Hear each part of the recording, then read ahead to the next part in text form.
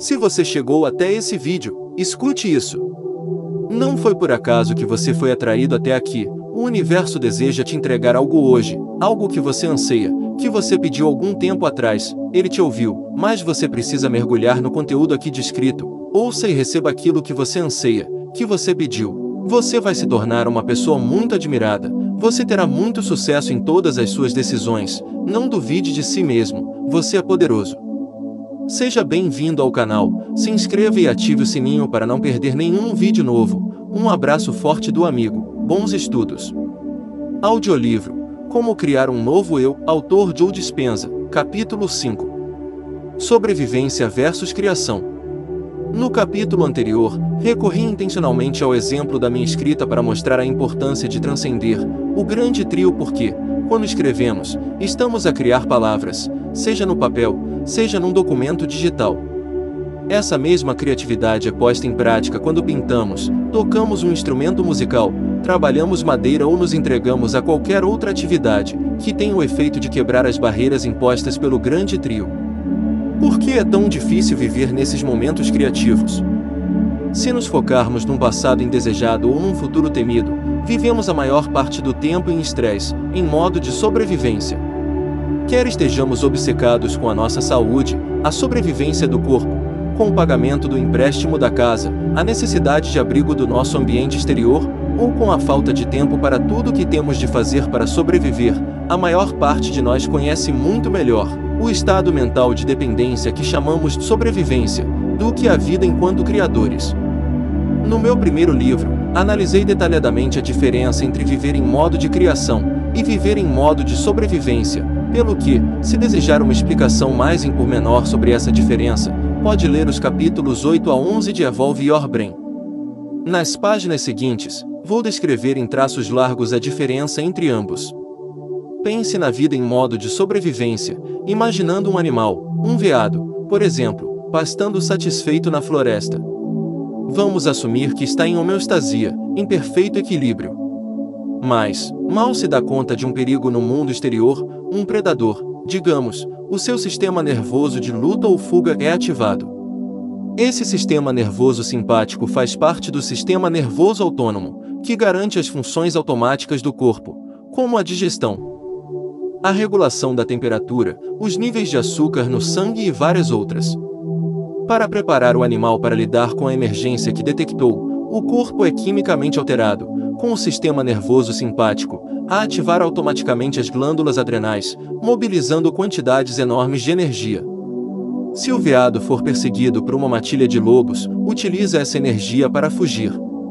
Se for ágil o suficiente para escapar ileso, 15 ou 20 minutos depois, quando a ameaça já não estiver presente, recomeça a pastar, com o equilíbrio interno restaurado. Nós, humanos, temos o mesmo sistema instalado.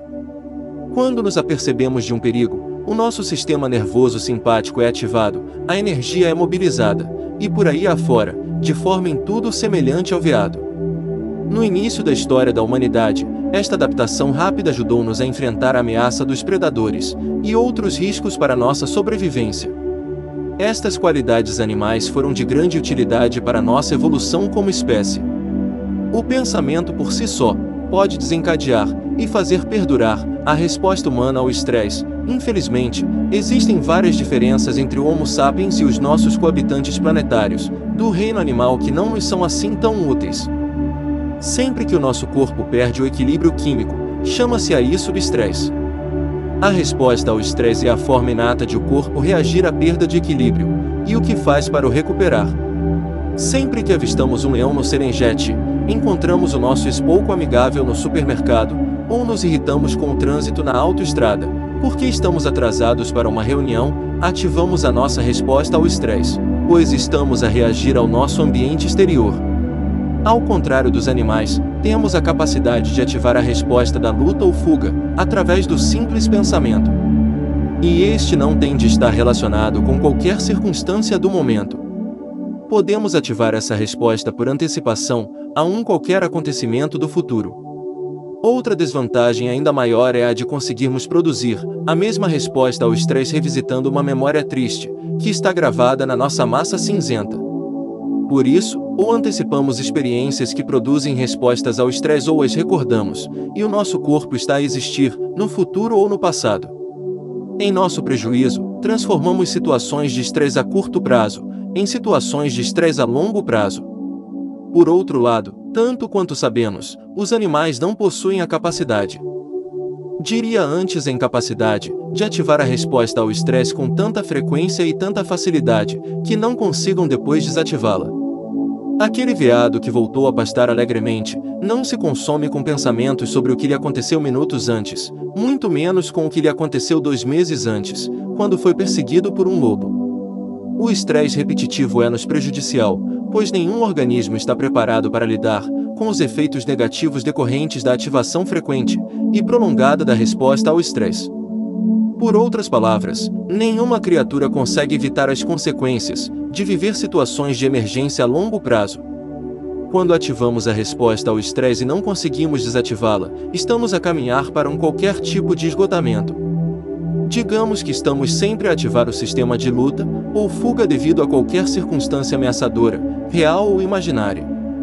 À medida que o nosso coração acelerado bombeia grandes quantidades de sangue para os membros e o corpo é forçado a abandonar a homeostasia, o sistema nervoso está a preparar-nos para fugirmos ou lutarmos. Mas sejamos realistas, não podemos fugir para as Bahamas ou estrangular o colega de trabalho, isso seria demasiado primitivo. Consequentemente, o coração anda sempre acelerado e sujeitamos-nos a problemas de tensão alta, arritmias e por aí afora. E o que acontece se continuarmos a mobilizar tanta energia para uma eventual situação de emergência?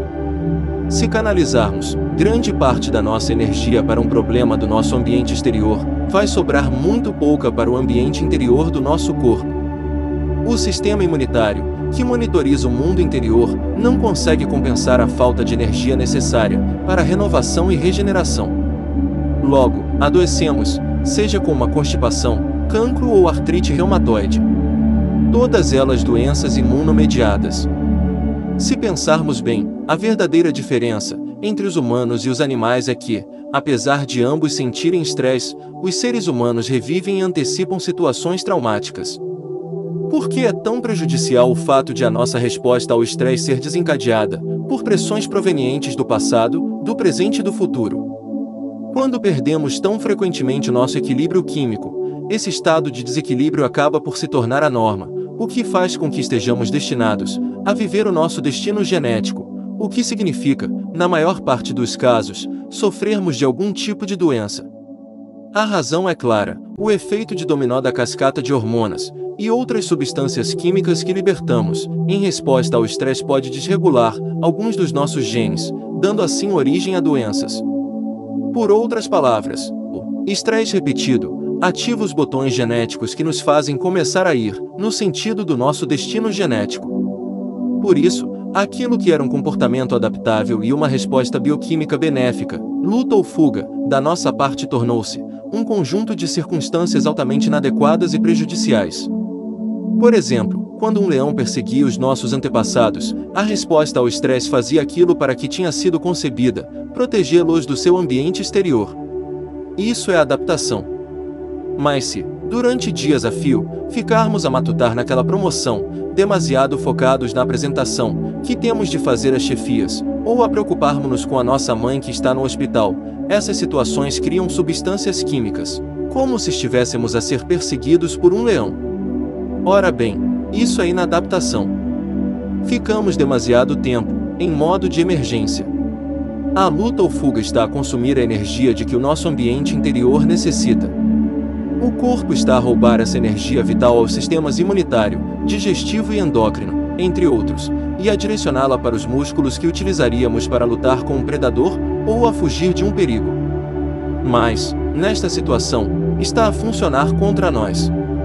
De um ponto de vista fisiológico, a produção excessiva de hormonas do estresse cria as emoções humanas da raiva, do medo, da inveja e do ódio, incita aos sentimentos de agressão, frustração, ansiedade e insegurança, e causa-nos dor, sofrimento, tristeza, desespero e depressão.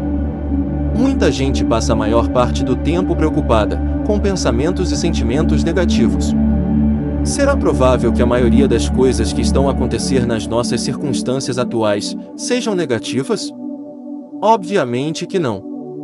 A negatividade é tão elevada porque vivemos, ou a antecipar o estresse, ou a revivê-lo através de uma memória, daí que a maior parte dos nossos pensamentos e sentimentos sejam motivados por aquelas fortes hormonas do estresse e da sobrevivência.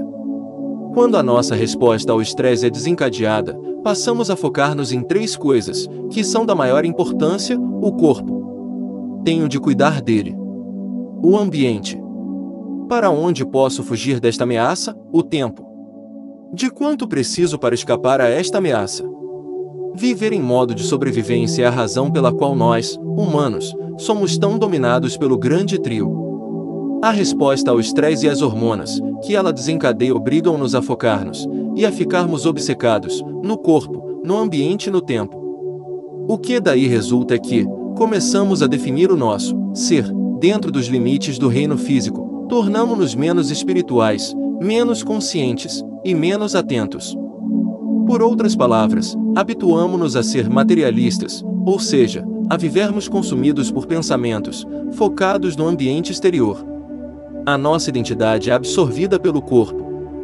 Somos absorvidos porque é isso que aquelas substâncias químicas nos obrigam a prestar atenção a coisas que possuímos, a pessoas que conhecemos, a lugares aonde temos de ir, a problemas que enfrentamos, a penteados de que não gostamos, às partes do nosso corpo, ao nosso peso, ao nosso estilo, por comparação com os outros, a quanto temos ou não temos. Está a ver o filme?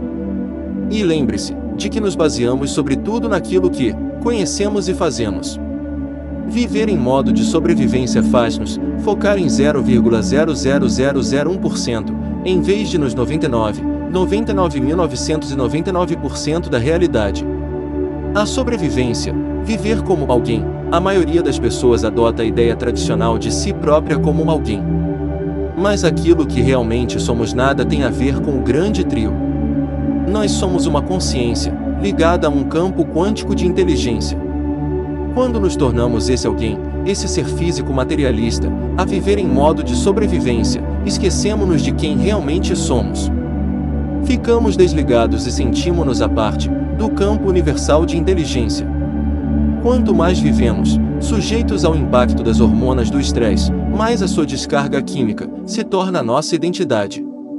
Se nos virmos apenas como seres físicos, a nossa percepção baseia-se exclusivamente nos nossos sentidos físicos. Quanto mais utilizamos os sentidos para definir a nossa realidade, mais permitimos que sejam eles a determinar a nossa realidade. Caímos naquele modo newtoniano de pensar que nos limita a tentar prever o futuro, com base numa qualquer experiência do passado. Se bem se recorda, o fundamento do modelo newtoniano da realidade é a previsão de um desenlace. Passamos a tentar controlar a nossa realidade, em vez de nos entregarmos a algo superior. Limitamo-nos a tentar sobreviver. Se o modelo quântico da realidade define tudo como sendo, em última análise, energia, por que temos uma experiência de nós mesmos, mais como seres físicos, do que como seres energéticos?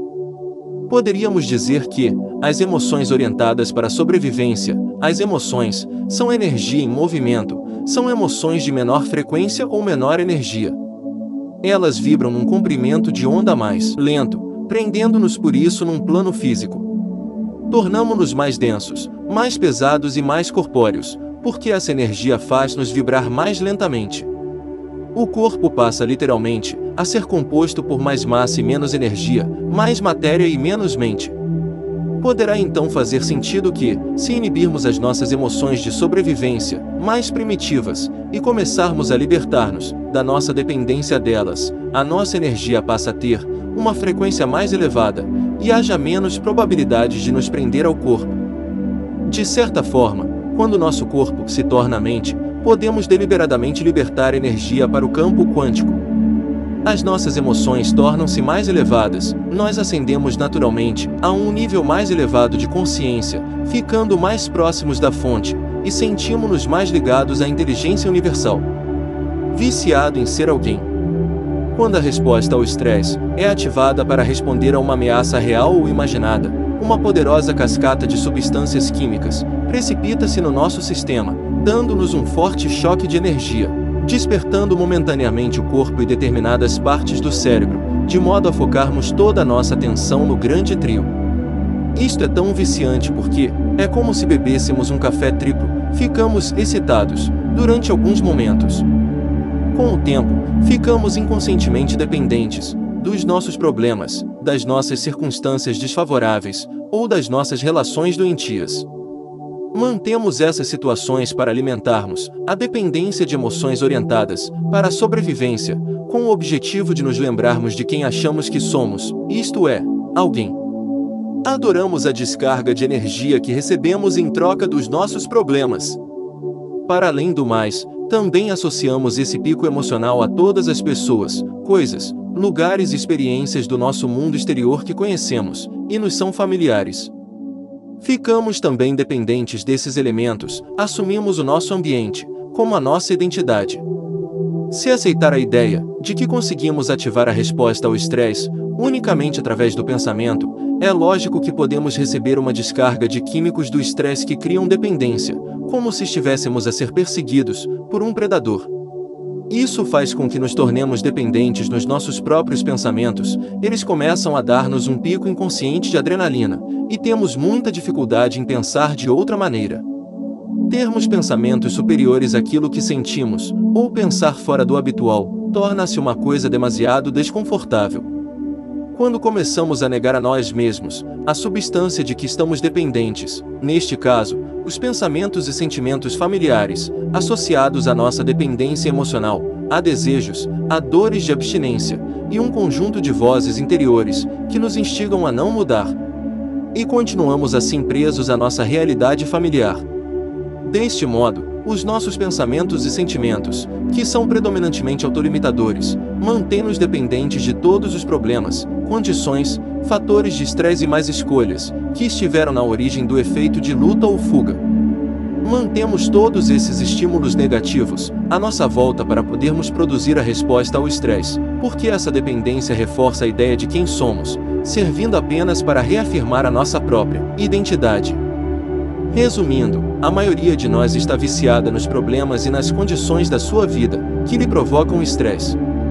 Quer tenhamos um mau emprego ou uma má relação, agarramo-nos aos nossos problemas, porque eles ajudam-nos a reforçar a ideia de que somos alguém, e alimentam a nossa dependência das emoções, de baixa frequência.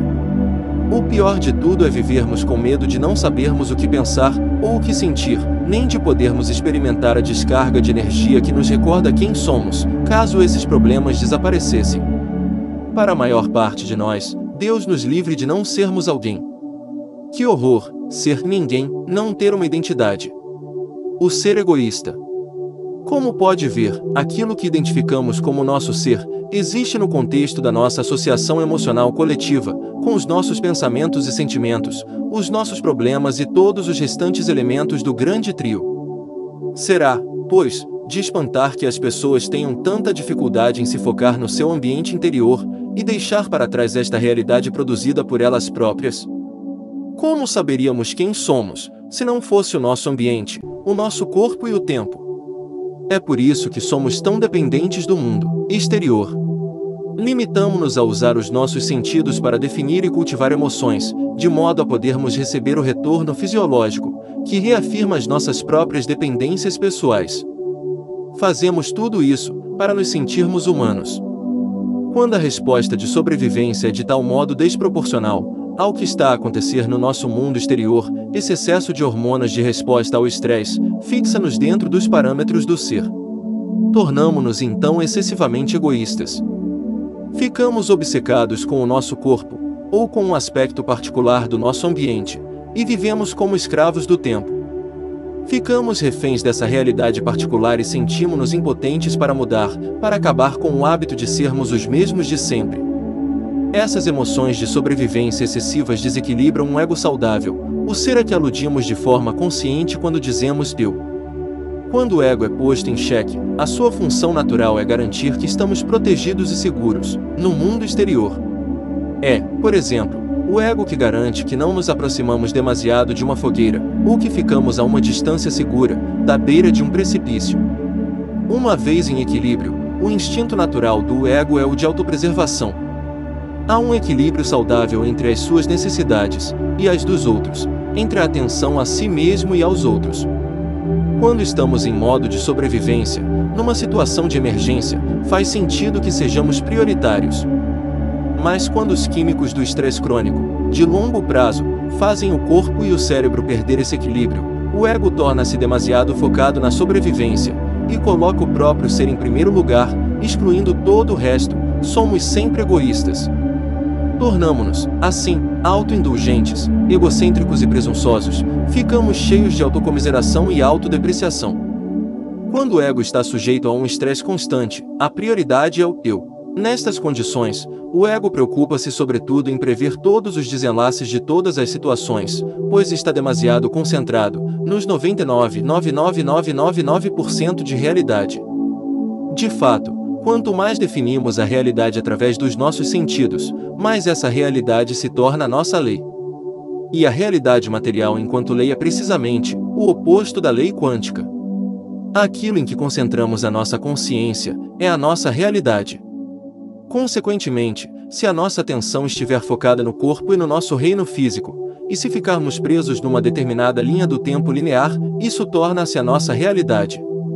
Esquecer a pessoa que somos, os problemas que temos, os objetos que possuímos e os lugares aonde vamos, perder a noção do tempo, ir para além do corpo e da necessidade de satisfazer o hábito, abdicar do pico de experiências emocionalmente familiares, que reafirmam a identidade, desprender-nos da tentativa de prever uma situação futura, ou reviver uma memória passada, libertar-nos do ego egoísta, que só se preocupa com as suas próprias necessidades, pensar ou sonhar mais alto do que o que sentimos, e desejar o desconhecido. Eis como começamos a libertar-nos da vida que atualmente levamos. Se os nossos pensamentos nos podem deixar doentes, também poderão curar-nos? Vamos avançar mais um pouco. Expliquei anteriormente que podemos ativar a resposta ao estresse através do simples pensamento. Também referi o fato científico de as substâncias químicas associadas ao estresse puxarem o gatilho genético, criando um ambiente muito adverso no exterior das nossas células, causando doenças. Então, em teoria, os nossos pensamentos podem, na realidade, pôr-nos doentes. E se os nossos pensamentos nos podem pôr doentes, podem também curar-nos? Digamos que alguém viveu várias experiências num curto espaço de tempo, que deixaram essa pessoa ressentida. Em consequência das suas reações inconscientes a esses acontecimentos, agarrou-se ao seu azedume. Os químicos correspondentes a essa emoção inundaram as suas células. Com o passar das semanas, a emoção converteu-se num estado de espírito, que durou meses e se tornou um temperamento, que perdurou vários anos e formou um forte traço de personalidade, chamado ressentimento. De fato, a pessoa memorizou tão bem essa emoção, que o corpo conhecia o ressentimento melhor do que a mente consciente, porque se manteve durante anos nesse ciclo de pensar e sentir e pensar, baseando-se no que aprendeu acerca das emoções, enquanto assinaturas químicas de uma experiência. Não concordaria que, enquanto essa pessoa se agarrar ao ressentimento, o corpo dela vai reagir como se continuasse a viver os eventos do passado, que a fizeram adotar essa emoção. Mas, se a reação do corpo a esses químicos do ressentimento tiver interrompido a função de determinados genes, e se essa reação tiver continuado a enviar sinais para os mesmos genes levando-os a responder do mesmo modo, não poderá eventualmente o corpo desenvolver uma doença física, como o cancro. Em caso afirmativo, ao abandonar os pensamentos que criaram os sentimentos de ressentimento, e vice-versa, desmemorizando a emoção do ressentimento constante, conseguiria o seu corpo, enquanto mente inconsciente, libertar-se dessa servidão emocional? Com o tempo, conseguiria deixar de enviar sinais aos genes, da mesma maneira? E, por fim, digamos que essa pessoa adotou novas formas de pensar e sentir, até inventar um novo ideal de si própria, ligado a uma nova personalidade. Enquanto evoluía para esse novo estado de ser, seria ela capaz de enviar sinais positivos aos seus genes e conduzir o corpo a um estado emocional mais elevado, antes de viver efetivamente a experiência real, de se tornar saudável? Seria ela capaz de fazer isso ao ponto de o seu corpo começar a modificar-se através do simples pensamento? Isto que acabei de descrever em termos muito simples, foi o que aconteceu a um aluno de um dos meus seminários, que conseguiu vencer o cancro. Bill, de 57 anos, era um empreiteiro especializado na construção de telhados. Apareceu-lhe uma lesão na cara, e um dermatologista diagnosticou-lhe um melanoma maligno. Apesar de ter sido submetido à cirurgia, radioterapia e quimioterapia, o cancro reapareceu no pescoço, depois num dos lados do tronco e, por fim, na barriga da perna. De todas as vezes, foi submetido ao mesmo tipo de tratamento. Naturalmente, Bill viveu momentos em que se questionou: por que eu? Percebeu que a sua exposição excessiva ao sol era um fator de risco, mas conhecia outras pessoas que também se tinham exposto, e não tinham desenvolvido cancro. Ficou obcecado com a ideia de injustiça. Após o tratamento do cancro no flanco esquerdo, Bill ponderou se os seus pensamentos, emoções e comportamentos poderiam ter contribuído para o seu estado de saúde. Num momento de autorreflexão, apercebeu-se de que tinha vivido mais de 30 anos preso ao ressentimento, pensando e sentindo que sempre tinha abdicado do que queria em prol dos outros. Por exemplo, queria ter sido músico profissional depois de acabar os estudos secundários. Mas quando um acidente deixou o pai incapacitado, Bill teve de começar a trabalhar na empresa de construção de telhados da família. Recordava tantas vezes o que sentira quando lhe disseram que tinha de desistir das suas aspirações, que o corpo continuou a viver no passado. Isso também configurou um padrão de sonhos adiados. Sempre que alguma coisa não corria como esperava, como quando o mercado imobiliário entrou em colapso logo após a expansão da empresa, arranjava sempre alguém ou algum acontecimento a que atribuir as culpas. Bill tinha tão memorizado o padrão de resposta emocional do rancor, que este passou a dominar a sua personalidade e tornou-se um programa inconsciente. O seu estado de ser enviou sinais aos mesmos genes, durante tanto tempo, que eles criaram a doença que agora o afligia. Não podia permitir que o seu ambiente continuasse a controlá-lo. As pessoas, os lugares e as influências na vida dele sempre tinham ditado o modo como pensava, como se sentia e se comportava. Percebeu que, para quebrar os laços com o seu antigo ser e reinventar um novo, tinha de deixar o seu ambiente familiar. Refugiou-se então da vida familiar, durante 2 semanas em Baja, no México. Durante os primeiros 5 dias, todas as manhãs, Bill contemplou o que pensava quando sentia ressentimento. Tornou-se um observador quântico dos seus próprios pensamentos e sentimentos, ganhou consciência da sua mente inconsciente. Depois, prestou atenção aos seus comportamentos e atitudes, até aí inconscientes. Decidiu pôr termo a qualquer pensamento, comportamento ou emoção que não contribuíssem para o seu amor próprio. Após essa primeira semana de vigilância, Bill sentiu-se livre, porque tinha libertado o corpo da dependência emocional do ressentimento. Ao inibir os pensamentos e sentimentos familiares, que haviam motivado seus comportamentos, impediu, em certo sentido, que os sinais das emoções de sobrevivência condicionassem o corpo à mentalidade do costume. O corpo libertou então a energia que estava disponível, permitindo-lhe criar um novo destino para si próprio. Na semana seguinte, Bill sentiu-se tão animado que pensou na nova pessoa que queria ser e na forma como poderia responder às pessoas, aos lugares e às influências que anteriormente o controlavam. Decidiu, por exemplo, responder com bondade e generosidade, sempre que a mulher e os filhos exprimissem um desejo ou uma necessidade, em vez de fazê-los sentirem-se um fardo. Em suma, focou-se no modo como queria pensar, comportar-se e sentir-se, perante situações que o tinham desafiado no passado. Estava a criar uma nova personalidade, uma nova mente e um novo estado de ser. Bill começou a pôr em prática o que tinha mentalizado durante o tempo que passou na praia de Baja. Pouco depois do seu regresso, constatou que o tumor na barriga da perna tinha diminuído. No espaço de mais ou menos uma semana, quando voltou ao médico, estava livre do cancro. E assim continua, fazendo o cérebro disparar de novas formas. Bill transformou-se biológica e quimicamente. Em resultado disso, utilizou novas maneiras de enviar sinais a novos genes, e as células cancerígenas não conseguiram coexistir com a sua nova mente, a nova química interna e o novo ser. Outrora vítima das emoções do passado, vive agora num futuro novo. A criação, viver como pessoa nenhuma. No final do capítulo anterior, descrevi resumidamente como é viver em modo criativo. São aqueles momentos em que estamos completamente empenhados em fluxo, fazendo com que o ambiente, o corpo e o tempo pareçam ser imateriais e não invadam os nossos pensamentos conscientes. Viver em modo de criação é viver como pessoa nenhuma. Alguma vez reparou que, quando está verdadeiramente a meio da criação de alguma coisa, se esquece de si próprio? Dissocia-se do seu mundo conhecido, deixa de ser alguém que associa a sua identidade a determinados bens que possui, a determinadas pessoas que conhece, a determinadas tarefas que executa, e a vários lugares em que viveu em determinados momentos.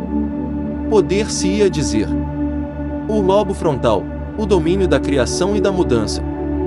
Quando estamos em modo de criação, ativamos o centro criativo do cérebro, o lobo frontal, parte do cérebro anterior, e que inclui o córtex pré-frontal. É a parte mais recente e evoluída do nosso sistema nervoso, e a mais adaptável do nosso cérebro. Ele tem a tendência de ser o nosso centro criativo, e o CEO do cérebro, ou o mecanismo de tomada de decisão. O lobo frontal é a sede da nossa atenção, da concentração, da percepção consciente, da observação e da consciência. É onde especulamos sobre as possibilidades, demonstramos uma firme intenção, tomamos decisões conscientes, controlamos comportamentos impulsivos e emocionais e aprendemos. Para bem da nossa compreensão, o lobo frontal desempenha 3 funções essenciais. Todas elas entram em cena, à medida que formos aprendendo e praticando os passos da meditação, para acabar com o hábito de sermos sempre os mesmos, na parte 3 deste livro. Metacognição, tornarmos-nos autoconscientes, para inibir estados indesejados da mente e do corpo. Se quisermos criar um novo ser, temos de abandonar primeiro o nosso antigo eu. No processo de criação, a primeira função do lobo frontal é tornar-nos autoconscientes. Uma vez que temos capacidades metacognitivas, o poder de observarmos os nossos próprios pensamentos e o nosso próprio eu, podemos decidir o que queremos deixar de ser, ou seja, de pensar, agir e ser. A capacidade de autorreflexão permite-nos fazer um escrutínio de nós mesmos e criar depois um plano para alterar os nossos comportamentos, de forma a podermos obter resultados mais esclarecidos ou desejáveis. A nossa atenção está onde aplicamos a nossa energia. Se queremos utilizar a energia para potenciar a nossa vida, teremos de examinar o que já criamos. É então que começamos a conhecer-nos a nós próprios. Olhamos para as nossas convicções acerca da vida, de nós próprios e dos outros. Somos o que somos, somos onde estamos, e somos quem somos, por causa do que acreditamos sobre nós próprios. As nossas convicções são os pensamentos que continuamos a aceitar, consciente ou inconscientemente, como a lei que rege a nossa vida. Tenhamos ou não consciência deles, continuam a afetar a nossa vida.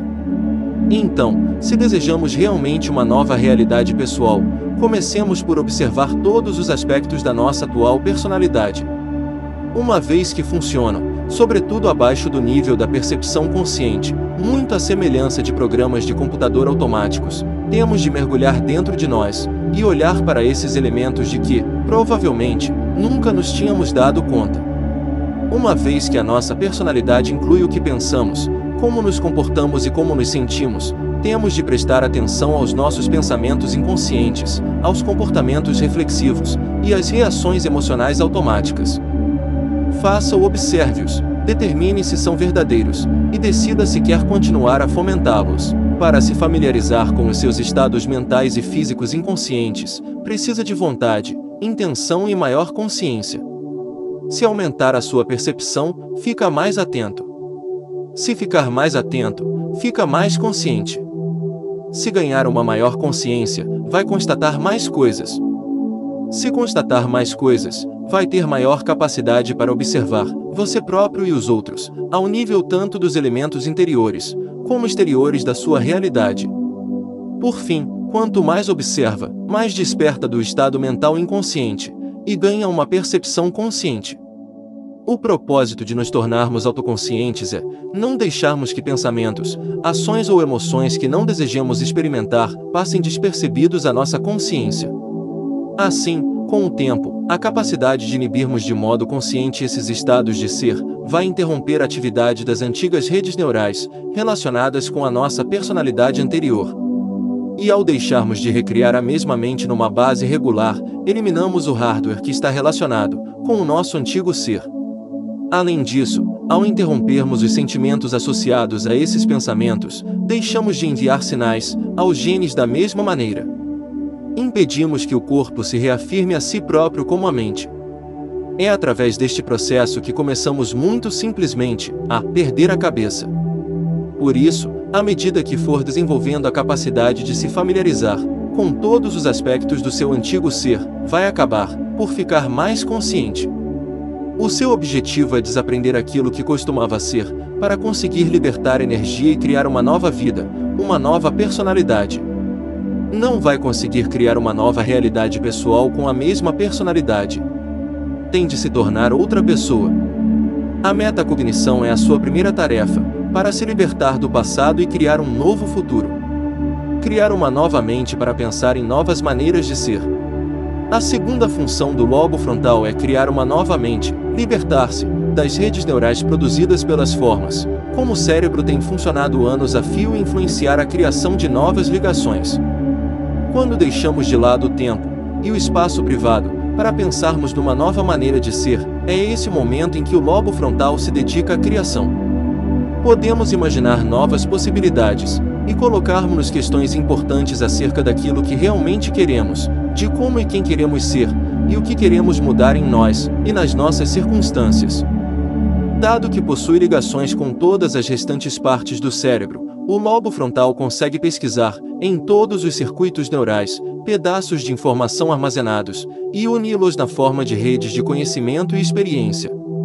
Em seguida, escolhe os circuitos neurais, combinando-os de diversas maneiras, para criar uma nova mente. Ao fazê-lo, cria um modelo ou representação interna, que vemos como um retrato do resultado que desejamos. Faz então sentido que, quanto mais conhecimento tivermos, maior a variedade de redes neurais que estabelecemos, e mais capazes somos de sonhar com modelos mais complexos e detalhados. Para dar início a este passo de criação, é sempre bom entrar num estado de deslumbramento, contemplação, possibilidade, reflexão ou especulação, colocando-nos algumas questões importantes. As perguntas abertas constituem a abordagem que melhor estimula a produção de uma torrente fluida de consciência. Como seria se? Haverá uma maneira melhor de? E se eu fosse esta pessoa, a viver nesta realidade? Que figura histórica admiro, e que traços admiro nela? As respostas que surgirem vão naturalmente formar uma nova mente porque, ao respondermos com sinceridade, o cérebro começa a funcionar segundo novas formas. Ao começarmos a ensaiar mentalmente novas maneiras de ser, começamos a criar novas ligações neurológicas para formar uma nova mente, e quanto mais nos rementalizarmos, mais vão mudar o nosso cérebro e a nossa vida. Quer desejemos ser ricos ou melhores pais, ou um grande feiticeiro, por que não? Talvez seja boa ideia alimentarmos o cérebro de conhecimento sobre um tema à nossa escolha, de forma a dispor de mais tijolos, para criar o novo modelo da realidade que desejamos abraçar. Sempre que adquirimos informação, estamos a acrescentar novas ligações sinápticas, que vão ser a matéria-prima que vai ajudar a quebrar o padrão habitual de funcionamento do nosso cérebro. Quanto mais aprender, maior a quantidade de munições para destruirmos a nossa velha personalidade. Tornar o pensamento mais real do que qualquer outra coisa. Durante o processo criativo, o terceiro papel vital do lobo frontal é tornar o pensamento mais real do que qualquer outra coisa. Vai ficar a saber como na parte 3. Quando estamos em estado criativo, o lobo frontal fica altamente ativo e baixa o volume dos circuitos no resto do cérebro, de modo a ficar pouca coisa a ser processada para além de um determinado pensamento. Como faz a mediação com o resto do cérebro, o lobo frontal consegue monitorizar toda a geografia. Por isso, baixa o volume dos centros sensoriais, responsáveis por sentir o corpo, dos centros motores, responsáveis por mover o corpo, dos centros de associação, onde a nossa identidade existe, e dos circuitos que processam o tempo, atenuando-os a todos. Com tão pouca atividade neural, poder-se-ia dizer que não há nenhuma mente para processar os estímulos sensoriais. Recorde-se de que a mente é o cérebro em ação, nenhuma mente para ativar o movimento no seio do ambiente, e nenhuma mente para associar atividades ao tempo. Então, não temos corpo, tornamo-nos coisa nenhuma, não somos tempo nenhum. Somos, nesse momento, consciência pura. Com um ruído desligado nessas áreas do cérebro, a criatividade é um estado em que não existe ego nem ser, tal como os conhecemos. Quando estamos em modo de criação, o lobo frontal assume o comando, fica tão empenhado, que os nossos pensamentos se tornam a nossa realidade e a nossa experiência. Não existe mais nada para o lobo frontal processar, a não ser aquilo em que pensamos nesses momentos. Ao baixar o volume de outras áreas do cérebro, desliga as distrações. O mundo interior do pensamento torna-se tão real como o mundo exterior da realidade. Os pensamentos são captados neurologicamente e classificados na arquitetura do cérebro como uma experiência. Se executarmos o processo criativo de forma eficaz, essa experiência produz uma emoção, como sabe, e começamos a sentir-nos, como se esse acontecimento estivesse de fato a acontecer no presente. Estamos em uníssono com os pensamentos e os sentimentos associados à realidade desejada. Estamos num novo estado de ser. Podemos dizer que, nesse momento, estamos a reescrever os programas subconscientes, preparando o corpo para uma nova mente. Liberte-se da sua mente, liberte a sua energia. No ato de criação, quando nos tornamos essa pessoa nenhuma, essa coisa nenhuma em tempo nenhum, deixamos de criar a nossa assinatura química habitual, porque já não temos a mesma identidade, não pensamos e não nos sentimos da mesma forma. Essas redes neurais que o nosso pensamento de sobrevivência havia criado são desligadas, e a personalidade que estava viciada em enviar constantemente sinais ao corpo, fazendo-o produzir hormonas de estresse, desaparece. Resumindo, o ser emocional, que vivia em modo de sobrevivência, deixa de funcionar. No momento em que isso acontece, a nossa identidade anterior, o estado de ser ligado pelo pensar e sentir, baseados na sobrevivência, deixa de existir. Como já não somos do mesmo ser, a energia emocional que estava ligada ao corpo fica livre. Então, para onde vai a energia que costumava alimentar o ser emocional? Tem de ir para algum lado, por isso muda de sítio. Essa energia, sob a forma de emoção, sobe pelo corpo, desde os centros hormonais até a área do coração, a caminho do cérebro, e, de repente, sentimos-nos ótimos, alegres, expansivos. Apaixonamo-nos pela nossa criação. É então que experimentamos o nosso estado de ser natural. Quando deixamos de dar energia a esse ser emocional, alimentado pela resposta ao estresse, deixamos de ser egoístas e passamos a ser altruístas. Com essa velha energia transmutada, numa emoção com uma frequência mais alta, o corpo é libertado do seu cativeiro emocional. Somos elevados acima do horizonte para contemplarmos um novo panorama. Ao deixarmos de ter uma percepção da realidade filtrada por essas emoções de sobrevivência passadas, vemos novas possibilidades. Tornamo-nos observadores quânticos de um novo destino. E essa libertação cura o corpo e liberta a mente. Vamos regressar ao gráfico da energia e da escala de frequências das emoções de sobrevivência, às emoções elevadas. Quando a raiva, a vergonha ou a luxúria são libertadas do corpo, elas transmutam-se em alegria, amor ou gratidão. Nessa jornada rumo à transmissão de uma energia mais elevada, o corpo, que condicionamos a ser a mente, torna-se menos da mente, e mais uma energia coerente. A matéria que compõe o corpo expressa uma frequência vibratória mais elevada, e nós sentimos-nos mais ligados a algo superior. Em suma, mostramos mais da nossa natureza divina. Quando vivemos em modo de sobrevivência, tentamos controlar ou forçar um desenlace, é o que faz o ego. Quando vivemos na emoção elevada da criação, sentimos-nos tão elevados, que jamais tentaríamos analisar como ou quando se dará a chegada de um destino escolhido. Confiamos que se irá concretizar, porque já o sentimos na mente e no corpo, em pensamento e em forma de sentimentos. Sabemos que se vai realizar, porque nos sentimos ligados a algo superior. Estamos num estado de gratidão, porque sentimos que já aconteceu. Podemos não conhecer todos os pormenores do desenlace desejado, quando irá ter lugar, onde e em que circunstâncias, mas confiamos num futuro que não conseguimos ver, nem percepcionar através dos sentidos. Para nós, ele já aconteceu em espaço nenhum, em tempo nenhum e em lugar nenhum, a partir dos quais brotam todas as coisas materiais. Estamos em estado de cognoscência, podemos relaxar vivendo o presente, e deixar de viver em modo de sobrevivência. tentar antecipar ou analisar quando, onde ou como esse acontecimento se vai desenrolar, serviria simplesmente para nos fazer regressar à nossa antiga identidade. Mas a alegria que vivemos é tão grande que é impossível querermos antecipar. Isso é o que os seres humanos fazem quando estão a viver em estados limitados de sobrevivência. Enquanto experimentamos esse estado criativo, em que já não somos a nossa identidade, as células nervosas que antes disparavam em conjunto para formarem um antigo ser, deixam de se ligar entre si. É então que a velha personalidade começa a ser biologicamente desmantelada. Os sentimentos que estavam ligados a essa identidade, que condicionava o corpo à mentalidade do costume, já não enviam sinais para os mesmos genes, da mesma forma. E quanto mais superamos o ego, mais se alteram as provas físicas da antiga personalidade. O nosso antigo ser desaparece. Ao concluir a parte 1 deste livro, adquiriu intencionalmente uma base de conhecimento, que o vai ajudar a criar o seu novo ser. Vamos agora construir a partir dessa base.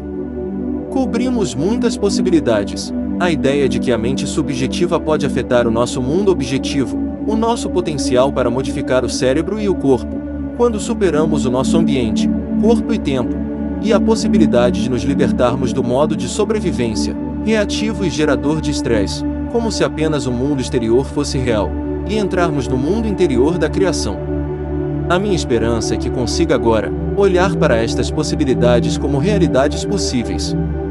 Se assim for, convido então a avançar para a parte 2, onde vai obter informação específica sobre o papel do seu cérebro e do processo meditativo, e assim preparar-se para criar uma mudança real e duradoura na sua vida. Obrigado por assistir. Se inscreva e não se esqueça de ativar o sininho para não perder o próximo vídeo.